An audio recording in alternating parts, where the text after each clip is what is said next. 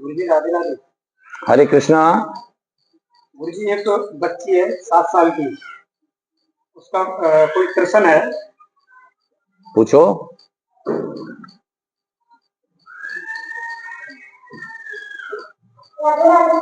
राधे राधे बेटा। हमारे अंत होता है, नित्य होता है परमात्मा का आत्मा। तो बुरे कर्म करता है नरक में जाता है, तो अच्छे कर्म करता है स्वर्ग में जाता है। क्या बताया, क्या पूछा बेटा? तो बुरे कर्म करता है नरक में जाता है, जो अच्छे कर्म करता है स्वर्ग में जाता है। हाँ। तो फिर भगवान का जो नित्य होता है वो करता है ना? हाँ। तो उसको नरक में भेजता है। हाँ। वो तो भगवान का हिस्सा है, तो फिर भगवान ने अपने आप को सजा में भेज दिया नरक में भेज के। अच्छा ये बताओ तुम्हारा नाम क्या है बेटा? मेरा नाम राजदीप है। कौन सी क्लास में पढ़ती हो? मैं 7वीं में पढ़ती हूँ। तुम्हारे मन में ये प्रश्न कैसे आया बेटा? मम्मी पापा दर्शन करते हैं क्या कि हमारे में भगवान का अंश है, तो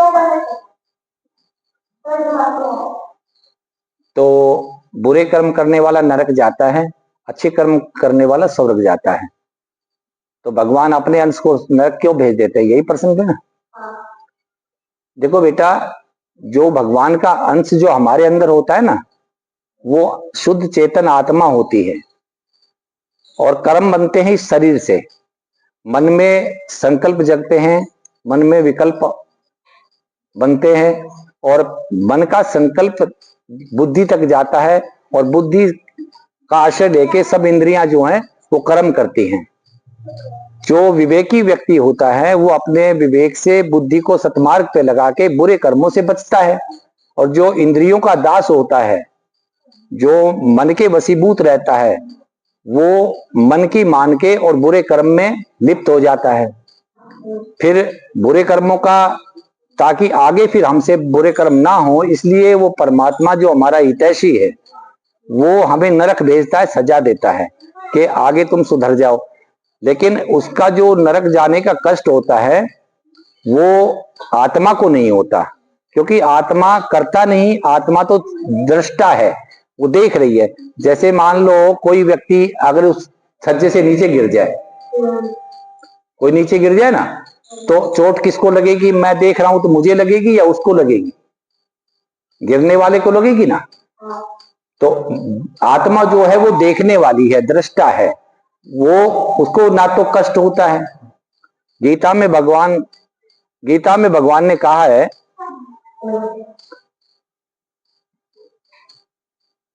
ये जो हमारी चेतन आत्मा है, जो ईश्वर का अंश है, वो अग्नि उसको जला नहीं सकती। अग्नि उसको जला नहीं सकती, और हवा उसको सुखा नहीं सकती। किसी भी शस्त्र से ये आत्मा कटती नहीं, अस्त्र शस्त्रों से इस आत्मा का नाश नहीं होता, क्योंकि ये अविनाशी आत्मा है। अग्नि से जलती नहीं है, शस्त्रों से कटती नहीं है, पानी इसको भिगो नहीं सकता, और वायु इसको सुखा नहीं सकती। उनका तात्पर्य यह है कि इस आत्मा का कभी नाश नहीं होता, ना इसकी वृद्धि होती है, ना इसकी हानि होती है। तो इसको कोई कष्ट नहीं होता आत्मा को। नरक जाए, यहाँ पे पीड़ित हो, यहाँ कुछ भी हो, लेकिन आत्मा का कभी हानि नहीं होती। और कुछ पूछना है बेटा? राधे राधे।